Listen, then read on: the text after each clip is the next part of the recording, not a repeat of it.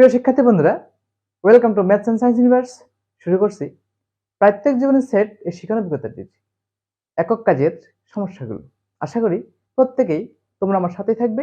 তাহলে চলো বন্ধুরা শুরু করা যাক। বন্ধুরা, 2 নম্বর দেখা বলা আছে বাংলাদেশের নদীসমূহ। ডেফিনেটলি বাংলাদেশের নদীসমূহ সেট কি সসীম সেট হবে না অসীম সেট হবে? ডেফিনেটলি এটা একটা সসীম সেট, কারণ বাংলাদেশে যতগুলো নদী আছে ডেফিনেটলি গুণা সম্ভব। ঠিক আছে, বাংলাদেশের নদীগুলো গুনে ফেলা যাবে। যতগুলো নদী আছে, পদ্মা, মেঘনা, যমুনা, ব্রহ্মপুত্র, ধলেশ্বরী, আড়িয়াল খা, ঠিক আছে, এই নদীগুলো অবশ্যই সবগুলো গোনা যাবে। তো যেহেতু নদীগুলো গোনা যাচ্ছে, সুতরাং বাংলাদেশের নদী সমূহের সেট ডেফিনেটলি সসীম সেট। তুমি লিখবে বাংলাদেশের নদী সমূহের সেট সসীম সেট, কারণ বাংলাদেশের নদীগুলো গোনা যাবে। ঠিক আছে, বাংলাদেশের নির্দিষ্ট সংখ্যক নদী আছে, সে কারণে এটা একটি সসীম সেট। রাইট বন্ধুরা, 210 এর মৌলিক উৎপাদক সমূহের সেট সসীম সেট না অসীম সেট? একটি সংখ্যার মৌলিক উৎপাদক সমূহ সুনির্দিষ্ট, কারণ মৌলিক উৎপাদক অসংখ্য হতে পারে না। হ্যাঁ, 210 এর উৎপাদক সমূহ সুনির্দিষ্ট, মৌলিক উৎপাদকও সুনির্দিষ্ট। কোন সংখ্যার গুণনীয়ক সুনির্দিষ্ট সংখ্যক গুণনীয়ক থাকে, কিন্তু গুণিতক অসংখ্য হয়। একটি সংখ্যার গুণিতক অসংখ্য গুণিতক পাওয়া যাবে। 1 2 3 4 5 6 ইত্যাদি গুণ করলে অসংখ্য গুণিতক পাওয়া যাবে, কিন্তু এই সংখ্যাটির যে কোনো সংখ্যার গুণনীয়ক সুনির্দিষ্ট। যেমন 1 এর গুণনীয়ক 1, 2 এর গুণনীয়ক 1 আর 2, 3 এর গুণনীয়ক 1 আর 3, 4 এর গুণনীয়ক 1 2 4, 5 এর গুণনীয়ক 1 আর 5, 6 এর গুণনীয়ক 1 2 3 6 ইত্যাদি, আর 8 এর গুণনীয়ক 1 2 4 8 ইত্যাদি। অর্থাৎ একটা সংখ্যার গুণনীয়ক সুনির্দিষ্ট। তো 210 এর যে গুণনীয়কগুলো আছে সেগুলো মৌলিক গুণনীয়কগুলো নেব বা মৌলিক উৎপাদকগুলো নেব। উৎপাদক আর গুণনীয়ক একই কথা। তো 210 এর মৌলিক গুণনীয়ক সমূহের সেট ডেফিনেটলি একটি সসীম সেট। ডেফিনেটলি 210 এর মৌলিক উৎপাদক সমূহ কি কি আমরা দেখাই, তোমাকে দেখতে পারো। 210 কে তুমি মৌলিক সংখ্যা দ্বারা ভাগ করে যাও। যেমন 2 দ্বারা ডিভাইড করো তাহলে 105, 3 দ্বারা ডিভাইড করো 3 3 কে 9, 3 5 এ 15, 5 দ্বারা ডিভাইড করো 5 7 এ 35। এই 210 এর মৌলিক উৎপাদক সমূহের সেট হলো 2 3 5 7। যেই সেটের উপাদান 2 3 5 7, সেই সেটটি হলো 210 এর মৌলিক উৎপাদক সমূহের সেট।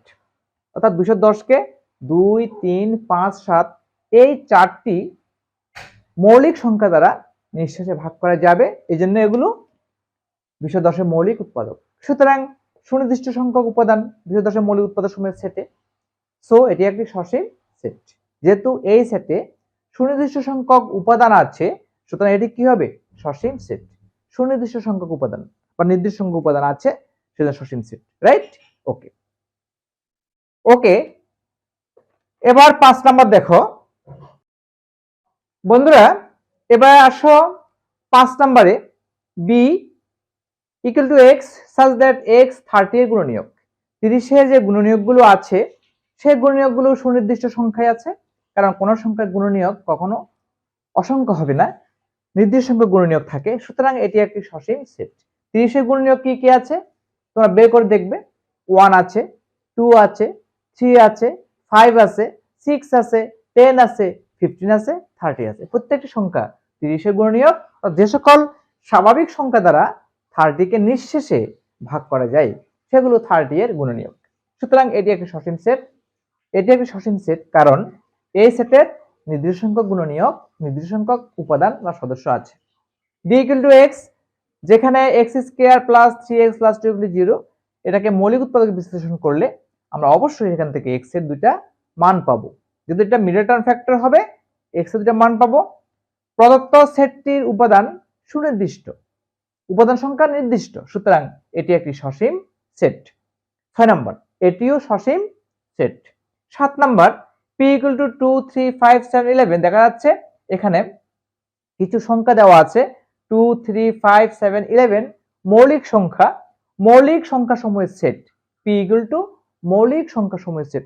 অসংখ্য মৌলিক সংখ্যা আছে, যেহেতু আমাদের স্বাভাবিক সংখ্যা অসংখ্য, মৌলিক সংখ্যা অসংখ্য। যেহেতু মৌলিক সংখ্যা সমূহ অসংখ্য, আমার অসংখ্য সংখ্যা আছে, বা এই সেটটির উপাদান সংখ্যা অসংখ্য।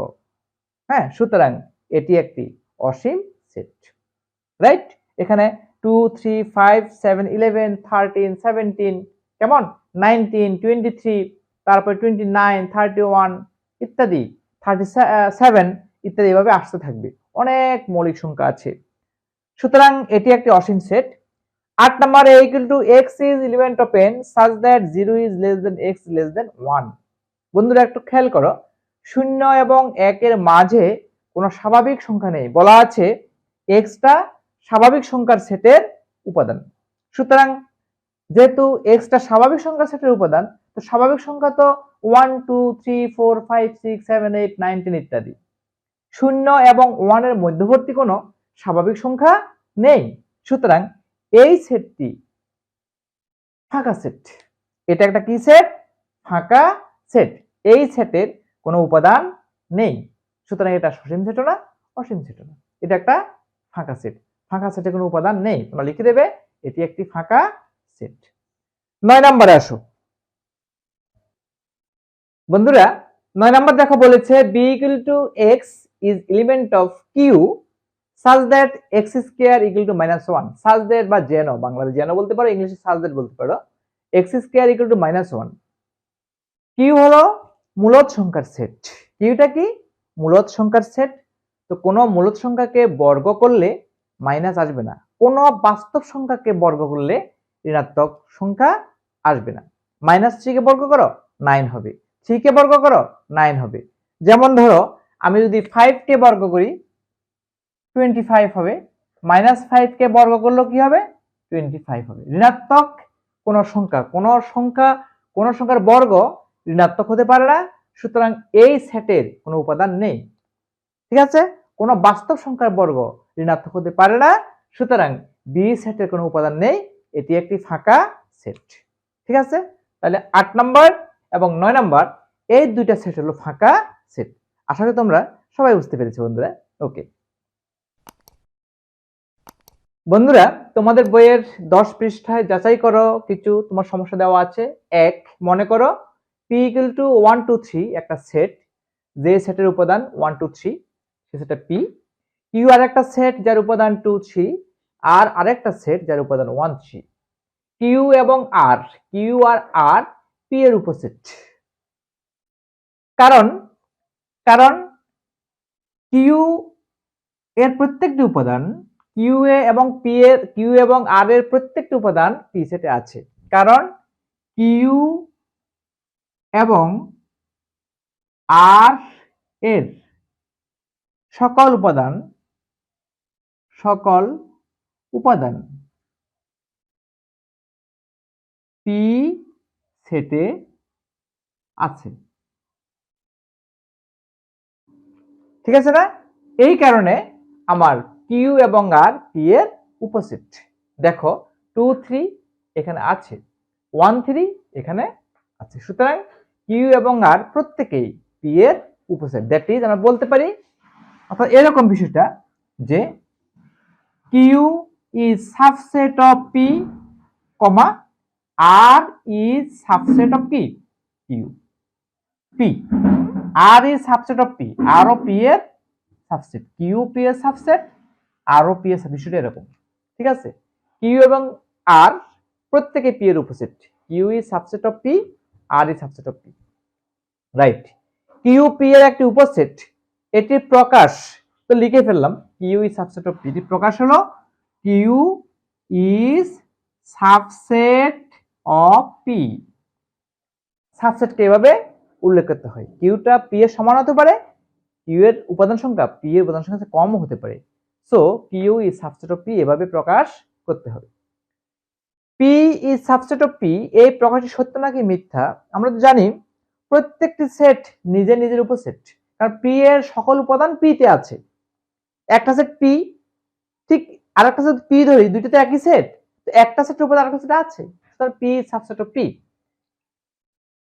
পি এর সকল উপাদান, আমরা জানি পি এর সকল উপাদান পি সেটে আছে। কারণ পি এর সকল উপাদান পি সেটে আছে। পি সেটে আছে। হ্যাঁ, প্রত্যেকটি সেট নিজের নিজের উপসেট, অর্থাৎ সুতরাং পি পি এর উপসেট। পি এর সকল উপাদান পি সেটে আছে, আবার সকল সেট নিজেই নিজের উপসেট। সকল সেট নিজেই নিজের উপসেট, সুতরাং হ্যাঁ, এই প্রকাশটি সত্য। সুতরাং প্রকাশটি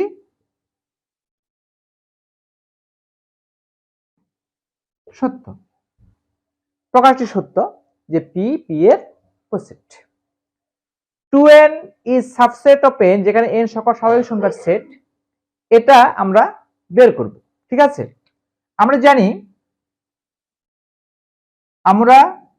জানি n equal to 1 2 3 4 5 6 dot dot dot dot, অর্থাৎ স্বাভাবিক সংখ্যার সেটের উপাদান সংখ্যা অসংখ্য উপাদান আছে।